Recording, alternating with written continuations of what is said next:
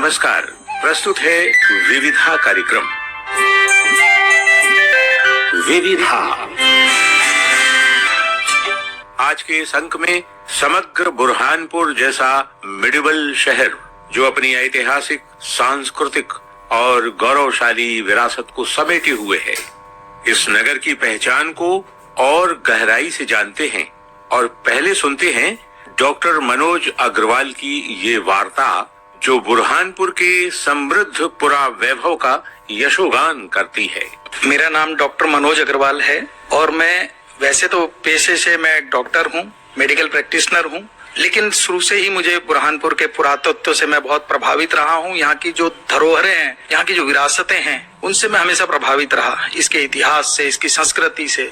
और चूंकि मैं जिला पुरातत्व संघ का सदस्य भी हूँ और सामाजिक क्षेत्र में कार्य करता हूँ, जब मैंने इस बुरहानपुर को अलग अलग नजरिए से देखना शुरू किया तो मैं देखता हूँ कि अति प्राचीन शहर जो कभी ब्रग्नपुर कहलाया, कभी ब्रह्मपुर कहलाया, कभी बसानपुर कहलाया, कभी दारूर सुरूर कहलाया मुगलों के जमाने में, और अपनी ये संस्कृति की छाप अलग अलग समय, अलग अलग दौर में, अलग अलग शासकों के दौर में ये अपनी यात्रा करते करते आज वर्तमान में जो बुरहानपुर आप देख रहे हैं, हम देख रहे हैं, वो सब बुरहानपुर में। तो जब हम इसके कई पहलू आप देख सकते हैं। सांस्कृतिक रूप से बुरहानपुर आपको दिखाई देगा तो आपको लगेगा इसकी तो संस्कृति बहुत विशाल है। इसका इतिहास देखेंगे तो इसका इतिहास बहुत ही अलग अलग चीजें समेटे हुए है। फारूकियों ने इस पे राज किया, मुगलों ने इस पे राज किया, मराठों ने इस पे राज किया, राजपूतों ने राज किया। तो अलग अलग विरासतों से अलग अलग शासन इसने देखे हैं, अलग अलग नेतृत्व समय समय पर इसने देखा है और अलग अलग छाप छोड़ी है अपने अपने समय में। यहाँ पर आप देखेंगे तो बोहरा समाज की बहुत अति महत्वपूर्ण और धार्मिक दृष्टि से अति महत्वपूर्ण दरगाह हकीमी है। तो आप कबीर पंथियों का देखेंगे तो बीजक महाविद्यालय है, जहाँ पर बीजक की बहुत ही अच्छी व्याख्या यहाँ पर की है। लोग दूर सुदूर देशों से भी आते हैं, नेपाल से, श्रीलंका से, देश के अलग अलग कोनों से यहाँ पर कबीर पंथी लोग आते हैं। और अगर आप कहेंगे सिख समाज की, तो सिख समाज का के प्रथम गुरु नानक देव जी यहाँ पर पधारे, दसम गुरु गोविंद सिंह जी यहाँ पर पधारे। उनके स्वर्ण हस्ताक्षर से लिखी हुई जो गुरु ग्रंथ साहब है वो यहाँ पर बड़ी संगत में रखी हुई है। और अगर आप गुजराती समाज का देखेंगे कि स्वामीनारायण संप्रदाय का बहुत बड़ा एक अति महत्वपूर्ण यहाँ पर मंदिर है। वैष्णव संप्रदाय का यहाँ पर बहुजी महाराज का बहुत बड़ा मंदिर है। जैन समाज की ये बहुत पुरातन स्थली भी रही है, उनका एक बहुत बड़ा यहाँ पर केंद्र है। तो कुल मिलाकर यहाँ पर सभी संस्कृति का समावेश है। जब आप यहाँ की फारूकी राजाओं के द्वारा बनाई गई यहाँ पर जो मस्जिद है, जामा मस्जिद, आप इसको देखेंगे तो इसमें फारसी, उर्दू के साथ में आपको संस्कृत के लिखे शिलालेख मिलेंगे जो आप देखिए कितने वर्षों पुराने, लगभग 400-500 वर्ष पहले हमारी कितनी मिली जुली संस्कृति हुआ करती थी कि उसी मस्जिद में संस्कृत के शिलालेख भी हैं, फारसी के भी हैं, उर्दू के भी हैं। तो ये दर्शाती है कि उस समय भी सभी लोगों का कितना मिला जुला एक प्रभाव देखा जाता था। अगर यहाँ की हम बात करें कि यहाँ पर बालाजी, जो तिरुपति बालाजी के जो बालाजी हैं, वो साक्षात यहाँ पर बालाजी मंदिर है। तो आप उस बालाजी मंदिर जहाँ पर स्थापित है वो दरबार शाहजहां ने उस समय भेंट किया था।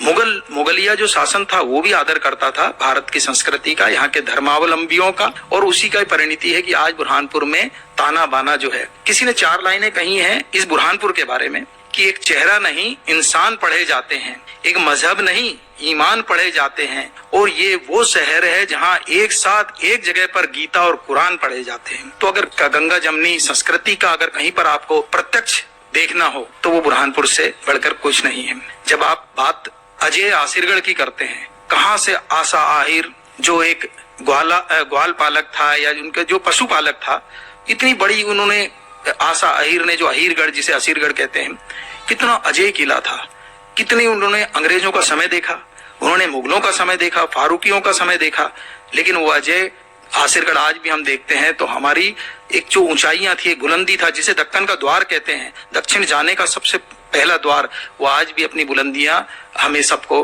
परिलक्षित होती है। अकबर जैसे व्यक्ति हार गए, उन्होंने डायरेक्ट विजय नहीं प्राप्त कर पाए, अपनी कूटनीति से इस पर उन्होंने आधिपत्य किया। तो आज वहां पर जो हमारी धार्मिक अगर जो भावनाएं कहें कि अमर चिरंजीव जो हैं अश्वत्थामा, वो अश्वत्थामा आज भी वहां पर आते हैं, आज भी शिव जी की आराधना करते हैं, जो भी किंवदंतियां हैं। अनेकों हर्बल की मैं तो मेडिकल फील्ड से हूँ, अनेकों आयुर्वेदिक आपको वहां पर जो है दवाइयां आपको देखने को मिलेंगी। उसके जंगल में अनेकों तरह के प्राणी आपको, बिल्कुल सघन जंगल, जिसे खांडव वन कहा जाता था, खंडवा, ये नेपा नगर खंडवा, ये वो खांडवा वन था जो सघन वन था। सतपुड़ा का जो एक कविता की कि सतपुड़ा का घना जंगल, घुस सको तो घुसो इसमें, घुस न पाती हवा जिसमें। इतना सघन क्षेत्र जिसमें वो आज भी उस क्षेत्र को बयां करता है, उसका इतिहास बयां करता है, उसकी संस्कृति बयां करता है। तो बड़ा फख्र होता है। सूर्यपुत्री माँ ताप्ती की बात करें, सूर्यपुत्री माँ ताप्ती साक्षात बुरहानपुर में रहती है।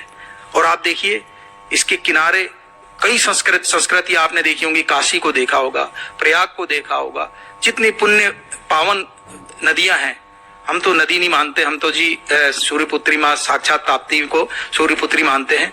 तो इन्होंने इस संस्कृति में सबको समाहित किया है। कई संस्कृतियां यहाँ पर, अगर आप धार्मिक दृष्टि से देखें तो यहाँ पर राम झरोखा मंदिर है, जहाँ पर भगवान राम, लक्ष्मण, सीता जी ने अपने पिता दशरथ का तर्पण किया था इसी नदी के किनारे।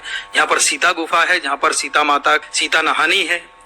बहुत सारी, मैं मतलब बताते बताते, फक्र के साथ बताते बताते इतना समय बीत जाएगा कि आप खुद कहेंगे कि बुरहानपुर तो राजा जसवंत सिंह, अगर हम राजपूतों की बात करें, राजा जसवंत सिंह, राजा मिर्जा, राजा जयसिंह, जिन्होंने शिवाजी जैसे वीर महावीर को उन्होंने उस समय बंदी बनाया था। और उसके बाद उनकी ही याद में यहाँ पर राजा जयसिंह की छतरी उस समय बनाई गई जब उनकी मृत्यु हुई। तो आप आज जो प्रासंगिक है, औरंगजेब की सग्गी बेटी, इस सग्गी बहन यहाँ बुरहानपुर में पैदा हुई। तो कुल मिला के ये है कि ये बुरहानपुर का, इसमें और लोगों को आकर्षित करें, हमारा ये शहर पर्यटन के दृष्टि से लोग यहाँ पर आए। मुमताज, जिसके लिए पूरा ताजमहल, हम सोचिए आज भी हम इतने अपने आप को बदनसीब मानते हैं कि वो ताज जो आज आगरा में पूरी दुनिया का ध्यान आकर्षित करता है, 8वां अजूबा कहलाता है, वो हमारे यहाँ बनने वाला था। और हमारे सामने से उस समय जो ऐतिहासिक या जो भी वो उसमें जो भौगोलिक दृष्टि से या जो सामान्य उस समय जो ताजमहल बनने वाला था, वहाँ दीमक बताते हैं कि उस समय दीमक था यहाँ की मिट्टी में, या जो ट्रांसपोर्टेशन में जो संगमरमर नहीं आ पाता, ऐसी बहुत सारी परिस्थितियां थी, भौगोलिक परिस्थितियां, दूसरी सामरिक परिस्थितियां, तो नहीं बन पाया, जिसका अफसोस हमें भी है। नहीं तो हम भी आगरा की तरह, आज वो भी यमुना के किनारे हैं, हम भी ताप्ती के किनारे थे, तो इसका और एक अलग ही रूप होता है। बुरहानपुर अनजान नहीं रहता। आज हमें बड़ा ही अफसोस होता है कि हमारा ये वैभवशाली, एक अजीब सी संस्कृति, एक बड़ी संस्कृति, एक विरासत की संस्कृति लिए हुए लेकिन गुमनाम है, पुरातत्व के नाम पे गुमनाम है, लोगों को पता नहीं है। तो हम चाहते हैं आपके माध्यम से कि इस बुरहानपुर की जो संस्कृति है, गंगो जमन संस्कृति है, इसका लोगों को पता चले, यहाँ का वैभवशाली इतिहास का पता चले, यहाँ का खान पान, यहाँ का पहनावा, यहाँ का कल्चर, यहाँ के मेले। आप देखिए ऐसे ऐसे अद्भुत मेले हैं यहाँ पर। बालाजी का मेला है, लोखंडिया मेला है, शिवा बाबा का मेला है। खाने की बात करें तो दराबा यहाँ का बहुत फेमस है, यहाँ की मांडा रोटी बहुत फेमस है। यहाँ के गरीब से लेकर अमीर तक आप देखिए एकता की मिसाल और एक समता की मिसाल कि यहाँ जो दाल चावल बनते हैं, पूरी दुनिया में आप चले जाइए, बुरहानपुर के दाल चावल का एक टेस्ट ही अलग है। यहाँ की मावे की जलेबी आप देख लीजिए, यहाँ का पहनावा आप देख लीजिए, हर चीज में आपको समानता मिलेगी, एकता मिलेगी, समरूपता मिलेगी।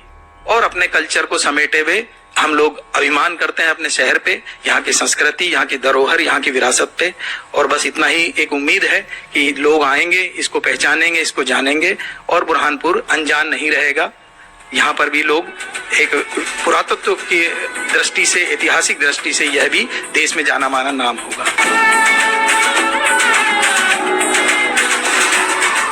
डॉक्टर मनोज अग्रवाल की समग्र बुरहानपुर पर केंद्रित ये वार्ता सुनने के बाद विविधा का अगला रंग गजलों के गुलदस्ते से सजा हुआ है। प्रस्तुति सतानंद दुबे की है।